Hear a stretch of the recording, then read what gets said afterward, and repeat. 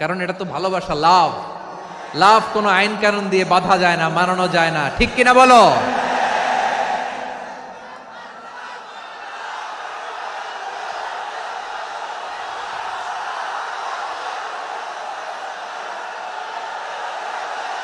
মাশাআল্লাহ, মাশাআল্লাহ, মাশাআল্লাহ, মাশাআল্লাহ।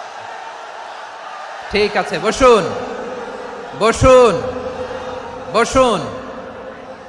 আল নাসু মাআদেন, মানুষ হচ্ছে খনি, এই খনির যত্ন নিতে হবে।